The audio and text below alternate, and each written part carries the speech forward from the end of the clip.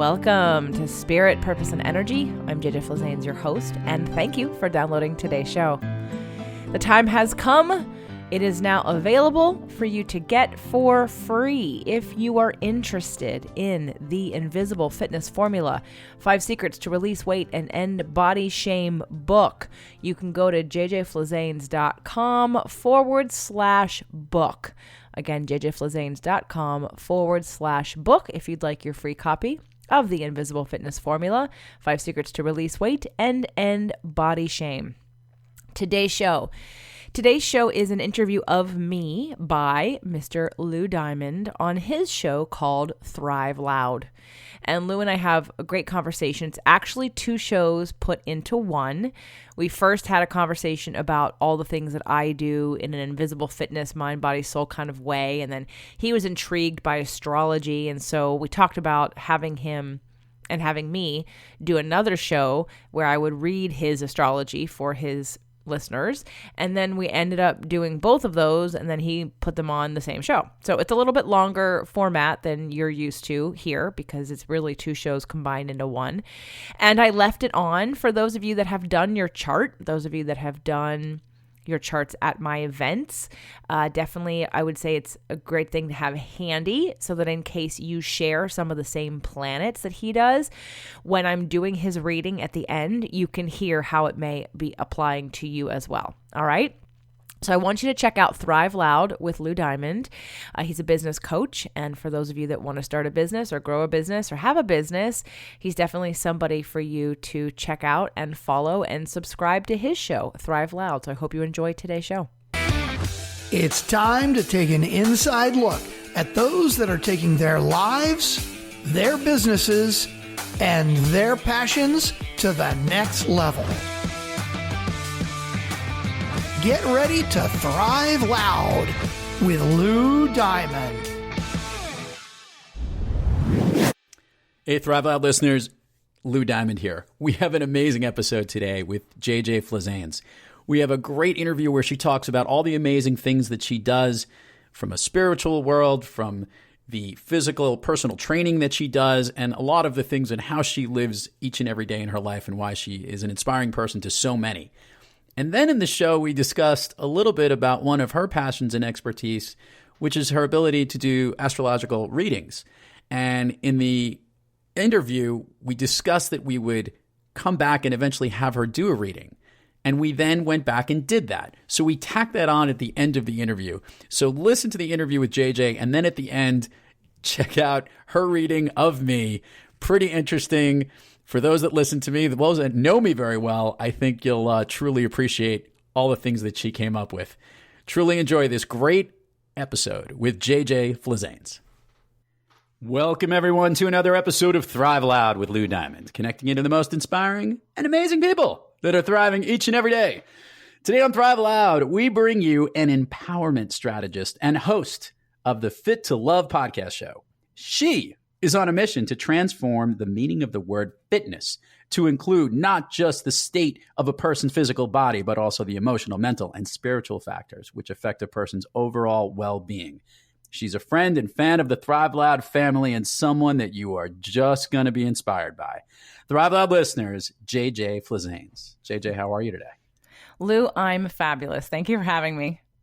You are reaching to us from, we're doing the cross-continental, coast-to-coast conversation where you are over in California. I am calling you on a very rainy day here in the Northeast in New York. And you've got a pretty interesting thing going on with all the things that you do. And I could jump in and tell everyone about it, but it's way better when we get someone like you to actually share a little bit of your story and your journey. So if you could, for the Thrive Loud fans, could you share a little bit of how you got into what you're doing? And we'll dive deeper into what your focus is all about, because I think it's pretty cool stuff. And I know our Thrive Loud audience will love it. Sound like a plan? Yeah, it's a long story. So I'm going to wrap it real fast in a nice tight bow and give you sort of the highlights. I've been a personal trainer for 20 years. And in that time, I have learned science. And growing up as a kid that was all into singing and dancing and acting and being, expressionistic, so to speak, and being out there in the world, talking and communicating and connecting and sharing my feelings and my thoughts and my ideas, I didn't think I was that smart, actually. I got good grades in school, but I wasn't the brainiac math and science geek. And part of me felt like I was missing out on that. And so it wasn't until I actually got into personal training and I started to learn the sciences of the body that I could put form to it. And when I can see it mechanically, it became more real and easier to learn and apply. And then I got really excited. And then I realized I was super smart.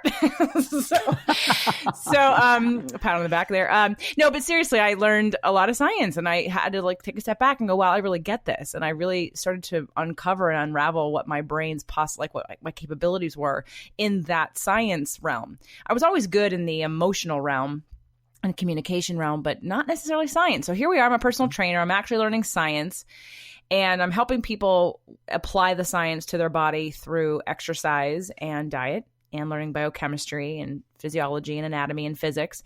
And when I get a problem that I can't solve, I'm the person that says, well, if I use these tools and they don't work on you, let me go find some more tools because I believe I can solve pretty much any problem, or at least take another position where the problem isn't a problem anymore. So that is sort of how I deepened my experience and my learning and my passion about the holistic perspective on the mind, body, soul connection, which is what I do now. And I started out branding my business Invisible Fitness, and Invisible Fitness really at the time was because I looked at the body. I was in my early 20s. I was director of education of New York Sports Club. I had people looking at me like, what the heck do you know? You are young. You're not a bodybuilder. Like, I'm going to listen to you. And I said, let me ask you a few questions. When I started into the body sciences, like imagine a bunch of like meathead guys, no disrespect to you meathead guys if you're smart, sitting at none taken. Anyway.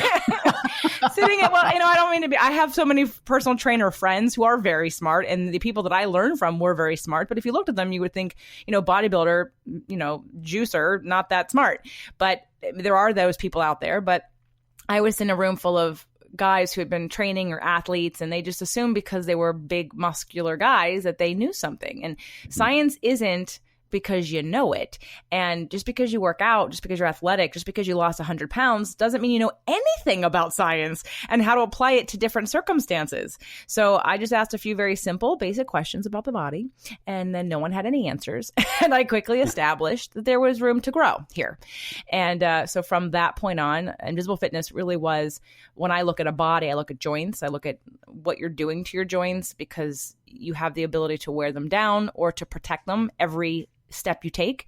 And why I care so much about joints at the time, I'm proactive. I look ahead. So we have that going for me. And then, years later, 20 years later, now I'm looking at spirituality and I'm looking at your life purpose and your astrology and how that all intertwines into having true body transformation, whether it be weight loss or great health or overcoming illness and disease. So that's how I got to be doing what I'm doing today. So I like the whole theme here, and you've packaged it together. And I think it is interesting, right? We were told, and old wise men or old wise women would all say, everything in moderation, right? And I used to joke about those that would work out too much, or whether it be physically in the gym lifting weights, or those that would be running 100-mile marathons and stuff like that, and not taking care of other parts of their body. Or even those that would go on these crazy diets because they would be extreme in that component of their life because they knew how much the importance of what you put into your body is what makes your whole body as a whole. So now I guess the question I have is, you're balancing out all the different aspects of this. When you assess and look and strategize with the people that you work with, do you kind of do everything in moderation, so to speak, of all the levels of quote unquote fitness as you want to define it, to basically figure out what's the best plan or area that particular client of yours needs work on? Of course, you have to take it bit by bit because most people can't handle the barrage of information I have to throw at you about all the different aspects of your life. They're like, I don't know what to do with all that. You just told me to change everything about my life, and no, thank you. So no, I take it. I try to meet people where they are first and foremost, and one of the great things about podcasting for me when I started the Fit to Love podcast show was 6 days a week. And it covered all the different areas in those different 6 days of the week. And then after 2 seasons and 350 shows, I wasn't feeling like I had gotten the response I wanted. I didn't have the leverage that I wanted to have. And so I split them into 6 different days with different themes. So my newest, most popular show with the biggest tribe that is right there with me is called Spirit, Purpose, and Energy. So those people really showed me where my entry point is of what I want to attract. I want to work with the people, and the best people to work with me are the ones who have either done so many programs and are frustrated, but they intuitively know that they're missing something. They feel like, I've tried everything. It just doesn't work long term. There's got to be something I'm missing. That, or the people who understand that everything's connected, who practice law of attraction, who are attracted to astrology and numerology and things unseen. Those are the people who best work with me. Now, if I'm working with someone, and I still have a lot of clients who come to me for weight loss only, and they may or may not be open to the other things, I will do what I can with them until I can't do any more.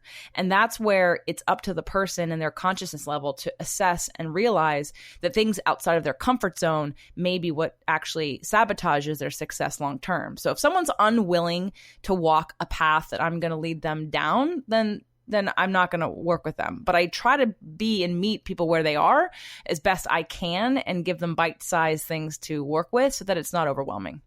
So I'm going to play along with you here and go in a certain direction. And that is that I'll say that earlier in my life, I'd fit into trying to be a little bit more fit and not necessarily be mentally fit or spiritually fit. And as I've gotten older, I think I have more of an appreciation, and it doesn't feel so woo-wooey to me when I hear all of these different mental or spiritual factors to put into place. So to jump into that theme, Let's take me, for example, all right? I want to play along with you here and talk about what you mentioned briefly about numerology and astrology and all those components that you actually help really understand and work with and how that relates to the individual. We can play around here. I'm willing to be a participant in this. Help understand the work that you do. And if you want to use me as a guinea pig, I'm open to it because I've been fascinated by a lot of this stuff of late because I've been reading a lot, catching up on it and hearing about it, but never actually dealing with someone who has an expertise or focuses on this area too much. So that sound like a possible willingness to play along with me here? Of course. Okay. So help me understand a little bit when you look at someone from their spiritual factors and explain how numerology and astrology kind of fit into the mix. Well, I'm not an expert in numerology. I do use it. I use more tarot and sort of cards and things like that, but I'm not an expert in that either. If anything, I'm not an expert. I pretend to be one on a podcast show. That's okay. I'm being honest because I want to go over what I am really good at, and that's astrology. I could talk all day long about astrology, but not in the traditional sense of reading your chart as if I'm giving you predictions about your future. How I use astrology is very different. I'm just taking the planets at your birth, and I'm taking about 6 of the different planets that represent different energies in your life. So how you deal with emotion, your personality, your lessons in this lifetime. So that soul astrology piece, how you deal with communication. Yep. I take those pieces and then I relate them to you in the world, you and your business, you and your clients, you and your customers, you and your spouse, you and your kids, you in general, in terms of how you see the world, interpret the world that may be different from someone else, and how the roadblocks come up. So astrology is really, I should really brand a whole new kind of astrology because I don't know that everyone else is doing this. They're just looking at a chart, they're reading it, they're giving you lots of information, and I don't know if it's so personalized to your exact life purpose and relationships as much as I like to put it. And health. I mean, for crying out loud, I'm doing astrological health assessments now because there are some signs react differently to exercise and to how you think about these new self-care habits. So let's take you as an example. So you're a Virgo. That's all I know about you. I don't know any of the other planets. I did not do your chart. But as a Virgo, I will tell you, so Virgo is an earth sign, and earth signs are about stability. Earth signs are about concrete proof. They're about, and the other earth signs would be Taurus and Capricorn. And they're each different. Virgo's right in the middle. You're like right in the middle. So you have 7 or 6 signs before you whose personality traits, good and bad, you have, because every sign sign evolves into the next sign and takes the good and bad with them.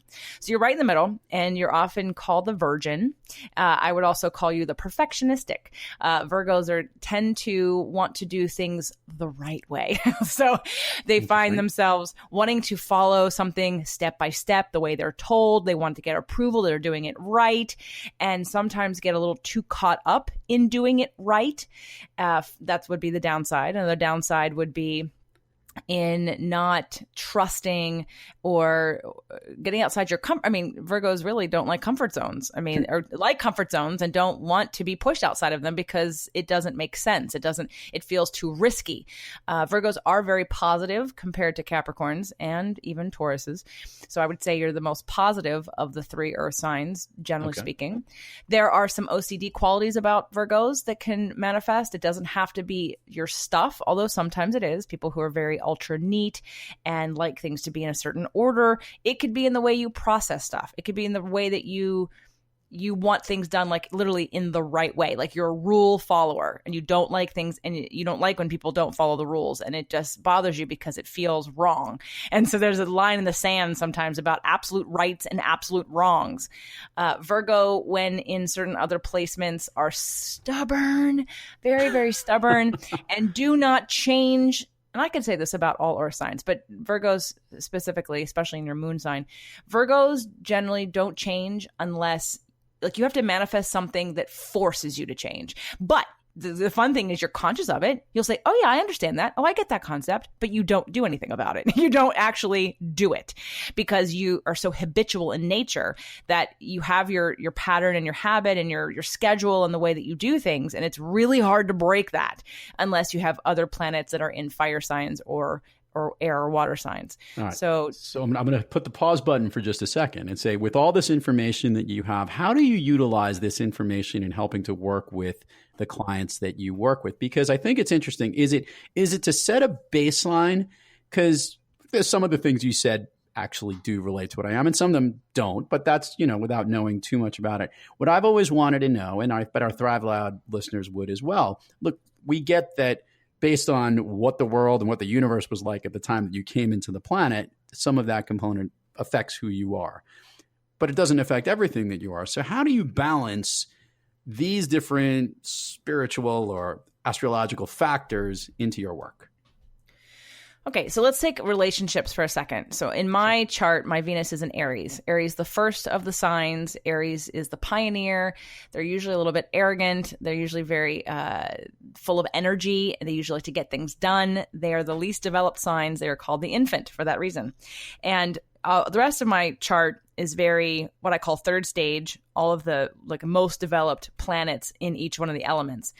When I was dated a guy years ago, and he and I broke up, and then we kind of got back together, and I noticed something really interesting about myself. There was a period of time where I was seriously impatient I needed an answer. Just tell me. Yeah, it drove me nuts. I'm like, okay, yes, we're together, or no, we're not. Just tell me. I don't care which one it is. Like, I cared more about the answer than I did about giving me an answer versus what the answer was. And it took me a while to actually figure out, because I kept thinking, what is wrong with you? You're so gray and flexible in other areas. Why in this area are you so impatient? And I looked at my chart and saw that my Venus was in Aries. And that right there is a classic Aries move where there's two choices, yes or no, right or wrong, left or right, good or bad. Like, it's that simplistic. And so I went, oh, okay.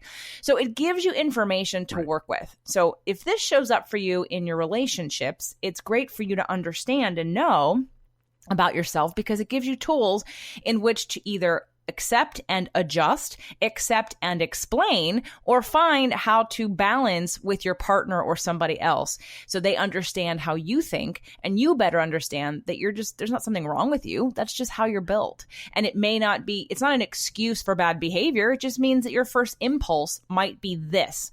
And then the second after that You get to choose how you interpret that information. What stories you tell, what you do about it is your responsibility. But that first impulse might be something energetically that just you live with.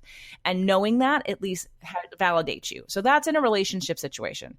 Now, in an exercise situation, let's see, what's the most rebellious of the signs? Okay, so let me take Sagittarians. Sagittarians need to understand why they're doing something. And if they don't understand why, they're not going to do it. And if someone says, you should do this because I said so, they literally will do the opposite just to spite you, because it's acting as if, no, I'm not going to just listen to you because I'm not on board yet. I want to be on board. So just explain to me why. And then if I agree with you, I am happy to do it. But when you don't understand who you're talking to and you have a Sag in your life and they just seem not compliant, you're going to get really frustrated. So you need to learn how to communicate and have reasons for why you're suggesting things. So that's how, for me, working with someone who doesn't want to or who won't take responsibility for either what they're eating or how they're exercising, those are important characteristics.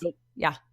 Yeah, I was going to say they're important characteristics to understand. And I guess if you wanted to translate it to any relationship, having that knowledge and understanding it, whether for managing the people that work for you or work with you or your partners in whatever way, you could actually see that while it's not all encompassing, certain in the sense that everyone falls into those exact characteristics, having an understanding of it might enable you to either coach, lead, or communicate with that person in a way that might be different than another type of person who has a different set. So that's a very helpful, it's almost like a helpful baseline to understand where things are, which brings me to the question.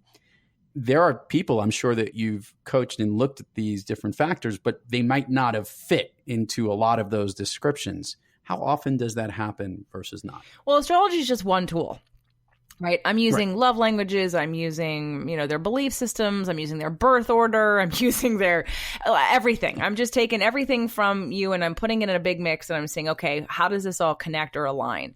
And I've had people who, that's how like the Virgo moon, anyone with a Virgo moon, has I've had so many clients with Virgo moons who I've just learned through 20 years of trying to help them in 10 million different ways that this is who they are. And they're going to manifest some big thing. And sometimes it's going to be a heart attack and sometimes it's going to be cancer.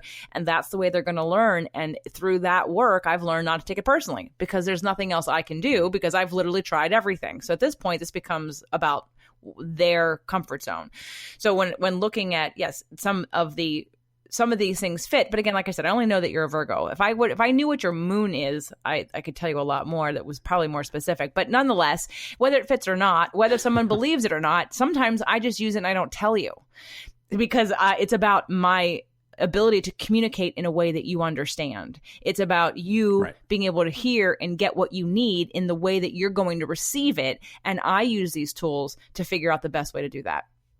So here's the question that I love asking all the Thrive Loud guests, and I'm very curious to see where this goes. You're a superb fit. You're in very good shape for those Thrive Loud listeners. We'll show pictures. She's always in shape, and she's always very physically fit, and obviously she's also mentally fit, balancing this out, and she's helping so many people, and she's got a successful podcast show and a great strategist, and the phone is ringing in the background. This would only happen. It was picked up. We'll pause from there. With all of these things that you have going on, my question to you is, when you personally have trouble thriving, who or what practice do you turn to get back on the thriving track? So I've done so much work and I love work that I do that can actually really change me. And I've recently come into some work that I'm sharing it at my next live event, because when I find something that floors me and opens me up in a way that after 20 years of doing this, I haven't been before, I have to share it and help others get there. So it just depends on what the issue is. Let me just go over the tools that I have used that work really well. I'm not a big proponent of just regular talk therapy. I think it's a waste of time. I think it's a waste of time for the reason that 12% of your mind is conscious and 88% of your mind is unconscious or subconscious. And so talk therapy is really only accessing that 12%. Well, that's a really small percentage of your behavioral methods and habits and patterns and belief systems that you can't even access. So I'm a big one on EMDR, which is eye movement desensitizing reestablishment. That is a therapy for trauma. So anyone that has PTSD, which by the way, We all have PTSD. So anyone finds that they get triggered, like if you get triggered by things and talking about it and understanding it doesn't help the level of trigger that you get, go find someone who does EMDR, because that will help desensitize the trigger. That would be the first kind of therapy. Hypnosis is another great tool to help really reprogram that subconscious, that 88% of your brain. I do a lot of spiritual work with people. So I do believe in the therapeutic process. I just want to make sure that it comes out of my body on a cellular level, not just in my head. So if you're an air sign, someone who loves to think and talk and think about concepts, like you'll love that. But the likelihood is you're disconnected from your body. So your pains and your triggers and traumas live in your body. So we need a way to integrate that, which is kind of why I do the work I do now, is because nobody else offers that. Nobody's integrating it on these levels. The next, I look at my astrology. Definitely. I look at my life balance. I look at what I'm eating or what I'm drinking, or if I'm doing self-care the way that I want to be doing it. Am I getting enough sleep? Where am I hormonally? Am I balanced? Am I getting enough nutrients? Am I playing? Am I happy? And I use law of attraction for that. Do I feel community? So it's the assessment. And then when I assess, what do you need now? Then that's sort of where I go, okay, I need help with this. So I'm going to follow up this question with one I've never done before, because I don't know this. You're always physically active, and it sounds like your brain is always mentally active. What does JJ Flizanes do to turn everything off? What is her veg moment that nobody else knows about? Like a little special hidden secret that, she does only onto herself, which is not involving all the wonderful things you just ran through about helping you physically get where you are, understanding your mental state, something that just turns it all off and almost seems lighthearted and relaxing and silly for you. Salsa dancing. Oh, okay. Tell me more about this. So I've been salsa dancing. I've been a dancer since I was 3, but I learned salsa and I heard Latin music. I'm going to credit CNC Music Factory for that when I was in New York, when I lived in New York, and I heard them for the first time in 1997 or 96, 97. And I remember hearing that, and I literally stopped in my tracks and went, what is this music? I was so turned on by the music. Like, oh my gosh, I love this. And then not that is salsa, because it's not, but it's Latin. And I went from that to taking a salsa class, and I took a bunch before I left New York and moved to California. And then I took a bunch when I got here and ended up dating a few salsa instructors, became a salsa instructor, competed. So I'm in the world. I haven't been doing it as regularly as I would like to, but salsa dancing, really, I want to do a workshop just on using dance to connect people in a new way, because it has so many lessons within it. For women, how to follow and to let go of control. For men, how to lead, how to do nonverbal cues with with everything from music to the way that you move a person, the connection with the person. Anyway, I just think it's so fabulous, but because it's so between the music and the body movements, there's no room to think. And especially as a woman on a salsa dance floor, you can't think, because you're being led. I am completely surrendered to who is leading me, because I don't know what you're doing. I don't know where you're going. And it's not for me to know. I'm just supposed to follow you. It's great stuff. By the way, you'll have heard a previous lesson before you from an episode with Lisa Betts-Lacroix, who is a former actress and a competitive dancer, who took up dance and actually does exactly what you described, where she actually coaches people through dance and talks about the power of it, because it is the great movement, and you couldn't have hit the nail on the head more so. But that is great that is your turn off the brain moment. And I like that expression about that. So JJ, aside from doing the deep dive, thank God I'll find out what my moon is when I was born, and you'll have to have that information and do a deeper dive on Lou Diamond, which will be a follow-up episode, I hope. Absolutely. Did you hear that I did Strickland's? Did you hear that episode? Yeah, and I did, and it was a little scary actually, because how much of it was accurate, and almost how actually what you did, which I remembered specifically, and for the 5 Out listeners, we're referring to Strickland Bonner and Doug Sandler, of those guys, the nice guys in the business.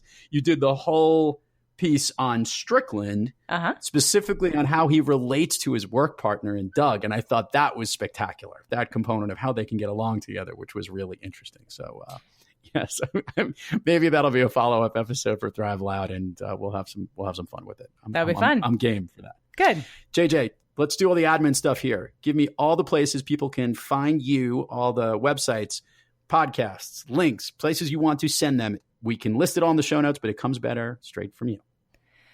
Well, you can find everything at jjflizanes.com. That's jjflizanes.com. Literally everything. My events are there. All my podcast shows are there. That's under jjflizanes.com/shows. So just go to the tab that says shows, and you can find all of my many podcasts, which we keep adding to, and the events that are coming up. The one is coming up in September, the next big step, and there's one in January called Releasing What Weighs You Down, and then just everything else you could possibly want. You can get a free copy of my book, the latest book called The Invisible Fitness Formula, 5 Secrets to Release Weight and End Body Shame.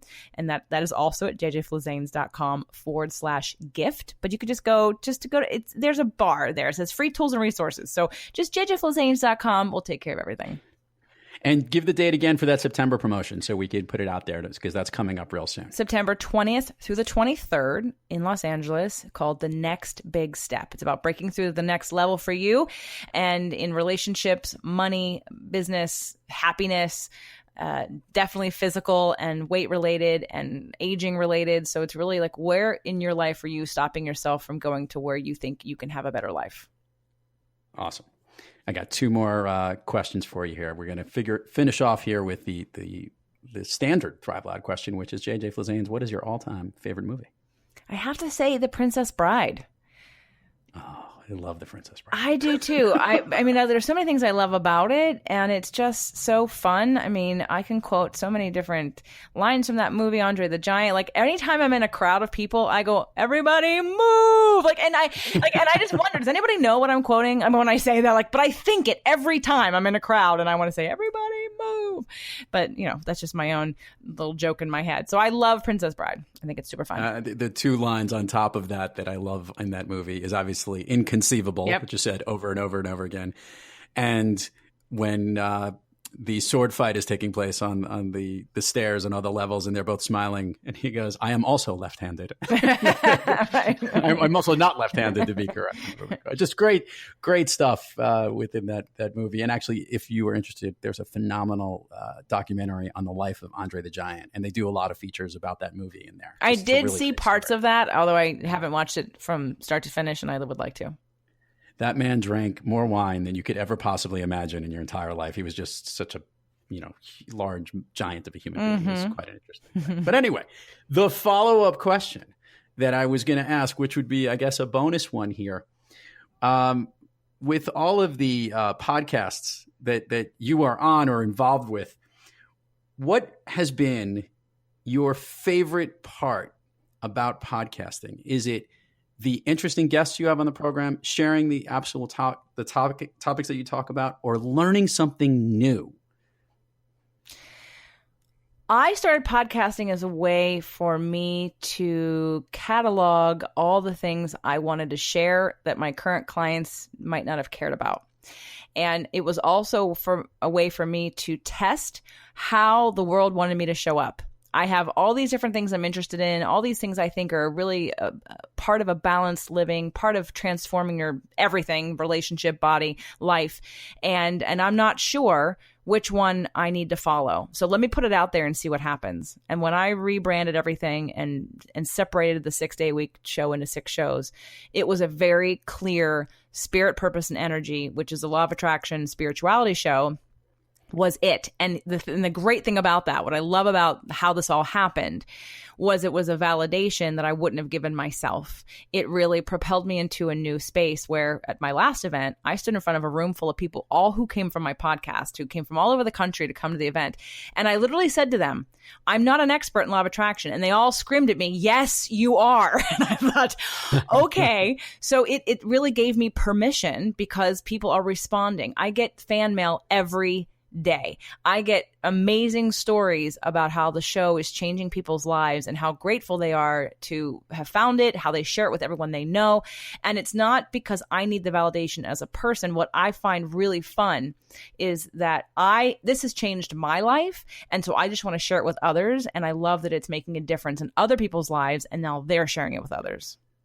I think you have summarized what I speak about all the time, JJ, which is basically the power of connecting and how this medium helps to bring it all together and how wonderful it really can be. So kudos to you for recognizing that and doing such a great job of it too. And thank you for everything that you do on that program because it's pretty good. All of the programs you have. There's so many of them. Dear God. How do you keep up?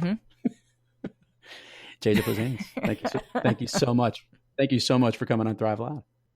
Thank you for having me, Lou. It's been a pleasure. I've heard all about you for a very long time, and so I feel very honored that you asked me to be on the show. I'd love to do your chart on the show and do the full-on chart and answer any questions that you or maybe some of your listeners may have. They can write into, and I can do a few very specific things if that's of interest to you. But I appreciate your time and helping to share the message, and hopefully this will inspire somebody today to think a little bit bigger and get out of their comfort zone. Thanks to all the Thrive Loud listeners out there. Keep thriving onward and upward. And remember, be brief, be bright, be gone. Hello. My name is Inigo Montoya. You killed my father. Prepare to die. Okay, Thrive Loud fans. Well, to make this interview complete, it probably makes the most sense for JJ Plazanes to actually give me a little reading, do a little astrological viewpoint of Lou Diamond. And I think, is that what we're going to do right now, JJ? It is what we're going to do right now, Lou. All right. Well, awesome. So tell me, how do we get this going? Okay. So let me first just say astrology is a very deep and complex thing. It's like cooking and baking in one way. So you have lots of different ingredients, and depending on how you use them will determine different outcomes. And when I look at astrology, I'm looking at just basic ingredients. So for instance, your sun, as we talked about before, is in Virgo. And I did your chart and found out that your moon, that's how you deal with emotion, is in Cancer. Okay. So what does that mean? Cancer is a water sign. Cancer is the first of the water signs. It means you're probably very sensitive. Very true. It also could mean that you're slightly defensive. When you maybe I am, maybe I'm not. Ta-da. No, slightly defensive when you feel that someone you love and respect isn't hearing you or seeing you or judging you or has misinterpreted you. Cancers often feel, this is not an attack on you because you know that you and I don't know each other that well. So it's just one of the things about cancers, like the danger in Cancer is that the Cancer sun sign is that a lot of times cancers feel victimized. So they may often say the phrase like, how could you do that to me? Now, it's more often in women than in men, although I have heard men say that. And I would invite anyone who's listening who has Cancer in their chart to just remember that. So when you come to a place where you feel defensive and you say, how could that person hurt me? How could they do that to me? How come they don't know that I'm upset about this? Like anything that resembles that language whatsoever, just remember that that is only your perspective and it may actually not have anything to do with what's going on. So just to get some basics on this, obviously I'm a Virgo, which is when I was born. That's where your sun is. And obviously your moon is where the moon is positioned specifically at that time and what constellation it resides in. Is that what it is? Okay. Just to be clear. This is the recipe for Lou Diamond. Got it. All the different ingredients and positions and planets, right? So sun is your Virgo. That is sort of your soul, if you will, your personality. It's like a general, this is who I am. It's your foundation. Okay. We talked about Virgo. Virgo's an earth sign. Virgo's in the middle. Virgos are virgins. And the virgin part is a very optimistic, very perfectionistic, likes to follow the rules, very detail oriented, generally optimistic, hardworking, very determined. But at the same time, the shadow side of that can be critical. Analytical, critical of others and of self, a little bit too critical of self, actually, oftentimes, and a rule follower to your detriment.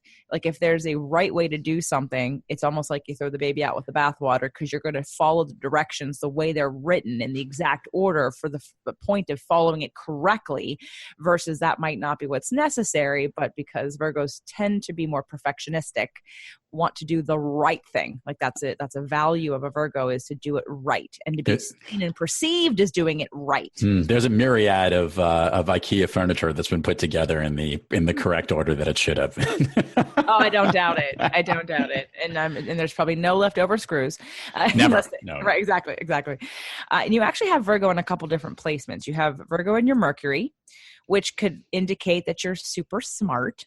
It's a Mercury is a Notice how planet. she said it could indicate. It doesn't necessarily say that I am, but okay. Well, again, as we digress, I don't know you that well, so I'm not going to say I think you're super smart. This is not Fair enough. my interpretation. Mercury is the planet of writing and thinking and speaking. So it's apropos that you have a show and that you're a speaker and that you Right. do this, right? So that's very in alignment. Your Mars is also in Virgo, and your Mars is your sexual intimacy planet. Oh boy. And just, I'm not going to go too deep into that one, but just know that, so your Mars and it being in Virgo, remember, like I said, Virgo are virgins. That doesn't mean you're not good in bed. It just means idealistically, there's a right way, there's a generosity, there's just like a lot of right things that you should do, and being a provider. So I'm going to say that there's a potential that you're a very generous and providing lover. Of course, I know nothing about that, everybody. So we'll have a special episode with the one individual who could certainly who can vote on that particularly. Yes. Right. So those are some of the Virgos in your chart: your Sun, your Mercury, and your Mars. I want to move to your ascendant. Your ascendant and or rising, often called the rising sign, is Scorpio. Scorpio is another water sign. So what's really interesting is, while you are a Virgo sun sign, which again is earth, you are surrounded by water above and below. You've got your moon, which is water, and you have your rising sign, which is water. And back when I started my podcast and I did a little astrology show, I did the disclaimer that I'm not an astrologer, and I went through all of the things that I'm talking about now, and I explained everything, and then I had an astrologer write to me and say, you did a really good job. The only thing that I'm going to correct you on is the ascendant. The ascendant is actually very important. The ascendant is what you grow into in the second half of your life. So you become more of your ascendant in your personality than you do your sun sign. Interesting. So what's interesting, because Doug's a Scorpio too. So I find it interesting that you guys are buddies in that, because he's been growing into his Scorpio-ness, and you are more Scorpio as time goes on. And what Scorpio is in the water sign line, it's number 2. And every element has 3 positions. I call it first, second, and third stage. And the reason why I make them stages is because everybody evolves. So Cancer is the least evolved water sign. Okay. And have Cancer in your moon.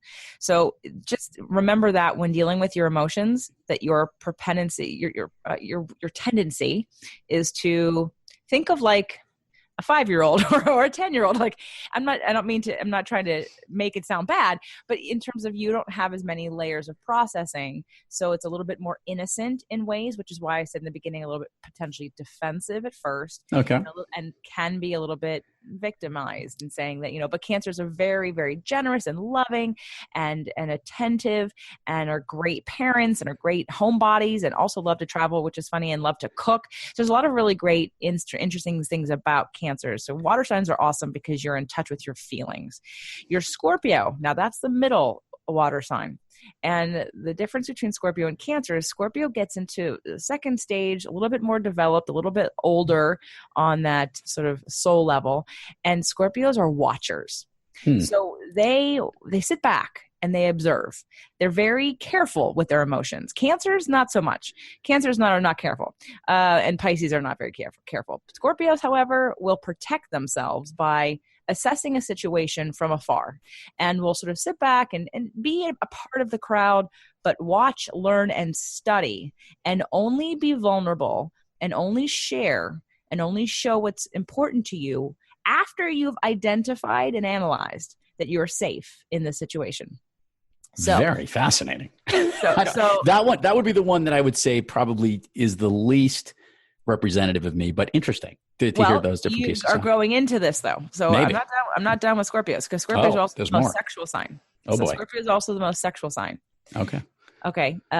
Whatever that means to you could mean all kinds of different things. Okay. So the other thing about Scorpios is that they tend to, they cut people off. They don't like, so if someone hurts you, it could appear that you have less patience for people, or might want to be vindictive. I'm not saying that would be you, because the Virgo and you would never let you be vindictive. Actually, you may have thoughts of vindication, like you've too much Virgo, too much of the good guy. I'm going to do the right thing. The Scorpio might come up and say, I want to punch that guy in the face because he hurt me, but you probably wouldn't do it because of how much Virgo you have in you. Interesting. So, yeah. So anyway, but the ascendant is, and the Scorpio ascendant is what you're growing into. Okay. So Virgo's also, back to Virgo, because you have so much of it. Virgo, every sign sort of has their phrase and their motto. And for Virgos, it's I produce. Again, just sort of speaks to the always in motion, always creating something, always putting something out there, love to create, love to produce, whatever. For you, it could be content and podcast and whatever else interests you. And a lot of stuff I do for my clients too. That's very true. I'm constantly producing and helping them connect with their brand. So yeah, perfect. Great. Another positive and it can be positive and negative. The positive side is also very cerebral for Virgos, again, and that sort of linear thinking, a little bit more left brain in that way for Virgos. And like I said, you have a bunch of them. And the downside of that sometimes is that you're too in your head and not necessarily attached and connected to your body. Now, you have Scorpio in another position in your Venus, and that's how you deal with love. And so between your Virgo Mars, which is your sexual intimacy planet, plus Venus is how you deal with love in Scorpio, and Scorpio being a sex planet, I'm going to say a very lucky wife. I'm just going to say that you're probably a really attentive, good lover, and also romantic. Like, I think you look like on paper the whole package. So in that area. So yes, let's get your wife on here. I'd love to hear if I'm right on this. I think we just found the part that we're going to open the show with as we take a segment. Perfect. Well, there's lots of ego stroking happening here today. Super smart, good in the bedroom. Okay. Very producing. Okay. But now I want to go into sort of one last planet that I'm going to actually read from a book about, because I'm going to talk about the book. It's called Astrology for the Soul by Jan Spiller. This one planet, this is your true node, otherwise known as your north node, and yours is in Pisces. Okay. What the north node position is your lessons that you're here to learn in this lifetime. So it's specific to, obviously, if anyone, we haven't even talked about past lives, but in this specific lifetime, like this literally lays out for you some of the potential challenges and opportunities and trajectory that your life might be on. Now, I'm going to read part of it, and I'm going to guarantee that some of it's going to be super accurate and some of it's not. How things get, again, I'm thinking from your position of all these Virgos, some of it might not be concrete enough for you to see right now. And that's where the balance of using the other parts of you. If I'm looking at your chart, Virgo, you're pretty balanced on the water and the air. The water and the water, the earth, right? Earth signs, right. Right. So that's really good. Good in terms of, well, you could be muddy sometimes, earth, right? Because water and earth make mud. So you have the opportunity for balance. And I guess if without knowing you, with just looking at your chart, I would just invite you, in case you don't, because you're probably really comfortable, also as a man, probably really comfortable with all the cerebral things and probably a little less comfortable with all the emotional things. So I would invite you to utilize that balance of the earth and the water to get in touch with your emotions and to use the Virgo part of you to understand emotions in a different way, so that you can learn how to be vulnerable and process and express and utilize your emotions for how powerful they are, and not to necessarily just overanalyze them and not feel them. So feeling is really important for you. Have a ton of water in you. Okay. So Pisces is a water sign, and your north node is in Pisces. So there are 3 sections I'm going to go over real quick. Okay. The first one is called The Attributes to Develop. Work in these areas can help uncover hidden gifts and talents. So this isn't saying that you're not good at this. You may be good at every single one of these right now, or you may not be. So just know that this is about strengthening all of these things to make your hidden gifts and talents more working for you. Okay. So number 1 is being non-judgmental. That's fair. Right. Which is like the opposite of Virgo. Right. Okay. Number 2 is compassion. Okay. Number 3 is surrendering anxiety to a higher power. Number 4, and I will say, just before we even go anywhere, the number 1 thing about Pisces true node, is about that relationship, about you and a higher power, about your spirituality, about to trust in something bigger than you. That's kind of one of the biggest aspects of your true node in this lifetime. That's what Pisces is all about. Okay. So 1, 2, 3, 4. Okay. Number 4 is freeing the mind through meditation and self-reflection. Okay. Number 5 is focusing on the spiritual pathway. Gotcha. Number 6 is trusting in positive outcomes. Okay. The next one is acknowledging connection with the universe. That one I like a lot. I like Okay. that part. And the last one is welcoming change. So that's interesting because those last two are very much, well, one, I'm obviously all about connection, but that welcoming change, I'd say over the last 4 to 5 years, I've been much more open to different things in the way I work, in what I understand, and to bring it home to exactly what you're summarizing, to this stuff, to stuff that might have previously been called woo-wooey, but actually has some concrete value to things that you can use as a guiding principle. So that's actually pretty cool. Good. Okay. That was awesome. Good. Okay. So this next section is called Tendencies to Leave Behind. All right. Working to reduce the influence of these tendencies can help make life easier and more enjoyable. And again, they're not saying that you have all of these. So let's not interpret it. This is a list of things that if you don't have it, great. And if you have it, then it's just something to pay attention to that doesn't serve you. So number 1 is hyper anxiety reactions. Number 2 is overanalysis. Number 3 is obsessive worry. Number 4 is exaggerating the importance of details. Interesting. Number 5 is critical first reactions. It goes along with Virgo so well. It's interesting that you've chosen all this position for your life. The next one is fault finding, making others wrong. The next one is excessive anxiety over making mistakes. And by the way, before there's 3 more, but it's such an interesting because Virgos are about, right? I said Virgos are perfectionistic. So this is the yin and the yang, basically. I mean, it's like they're the same thing. Pisces and Virgos on the chart are opposites of each other. So for instance, I'm a sun Pisces. So you and I, basically, if we just looked at those planets, all of your strengths are my weaknesses and all of my strengths are your weaknesses. And we balance each other out energetically, and we are completely opposite in that way. And usually in a male-female situation, and a masculine feminine, it's a good balance. It's harder when you have, let's say, if you and a Pisces man who has the same masculine feminine balance as you, like you'd repel each other. There have been a lot of women in my life that I've met that are Virgos that I instantly don't like. Mm-hmm. And I couldn't figure out why. And I thought I'd like analyze myself, and I'd realize they were just Virgos, which meant I had I didn't resonate with them at all. There was no energetic connection. There was nothing. I felt nothing. And it was the opposite. So the fact that you're a Pisces true node and a Virgo moon or Virgo rising, Virgo sun. Let's get this right, JJ. Virgo sun is really, it's like a double whammy of this lesson for you of fault finding, making others wrong, not having critical first reactions, obsessive worry, over analysis, right? That kind of stuff. So the last 3, good. So perfectly for Virgos, being Mr. or Ms. Perfect. Interesting. Staying in unpleasant situations. And the last one is inflexibility. Interesting, because they're almost the mirror of the other side of what you went through before. But that's pretty, as opposed to being open to change and all this versus this one, the other. So right. Wow. Okay, one more little section. And then yes. Okay, cool. And this may or may not, although based on everything I'm reading, I would think without knowing this has to show up somewhere in your life. The Achilles heel, the trap to avoid, and the bottom line for this position, the true node in Pisces. The Achilles heel, Pisces North Node people need to be aware of is their compulsive need for order.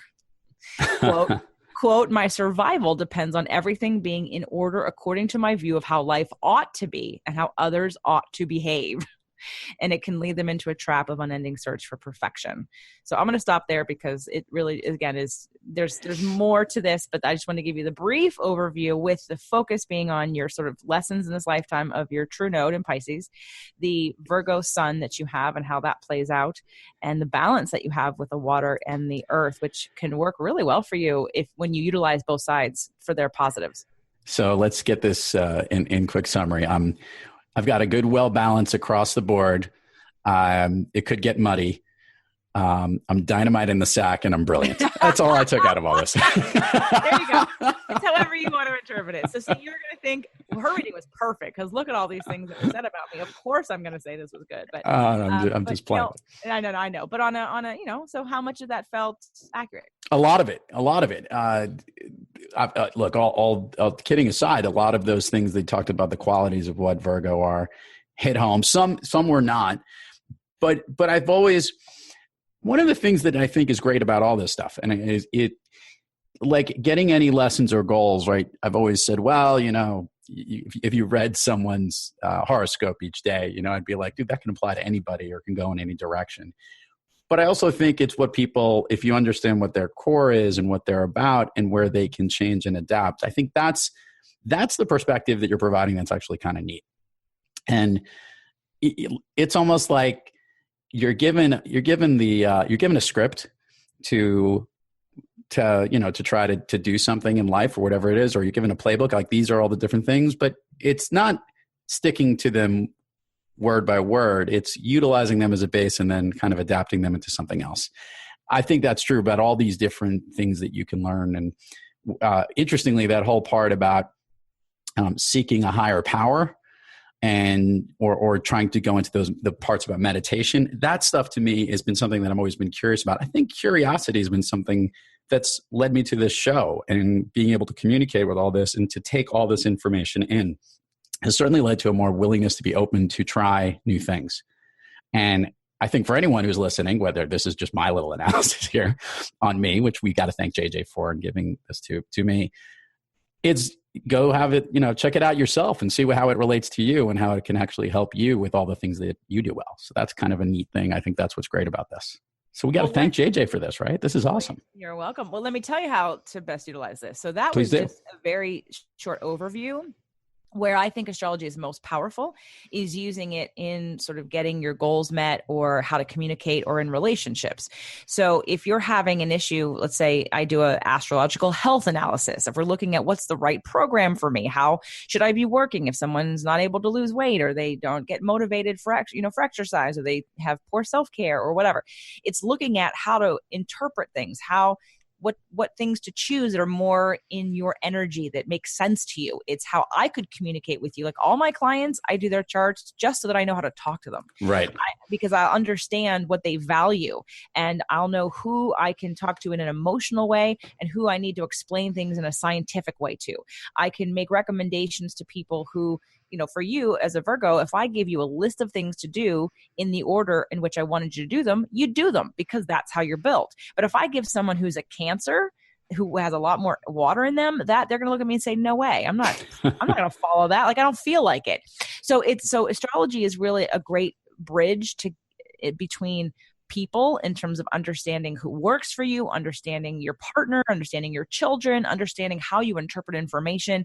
And that's how, to me, astrology really makes us more compassionate to ourselves and others, because otherwise we're all like, there's no normal. If you understand that you have a tendency for something, like I'm pretty gray in most of my planets. Like I can see things from multiple perspectives. Most of my planets are in the third stage, but I have one planet that's the very first sign, Aries, in my Venus. And for a long time, I thought, why am I so impatient when it comes to certain relationships, whether like I have to have the definition of if we're together or we're not together. Are we dating or we're not dating? And I don't care which one it is, just tell me the answer. And I watched myself be super impatient. And like, I thought, what's wrong with me? And I looked at my chart and I thought, oh, because your Venus is an Aries. You have no patience. Aries people are very impatient. They're very black and white. They're very duality in terms of they need an answer in one camp or the other. So it just can validate some of your behaviors and make you less judgmental on yourself, and then give you tools to help yourself get to where you want to go. JJ, this was awesome, educational, insightful, ego building, boosting, and also and everything else that you get asked for. But thank you for providing this and sharing this with me. Thrive Out listeners are probably either all turned off right now or just nodding their heads going, man, what did I just listen to? Thanks again, JJ. You're welcome, Lou.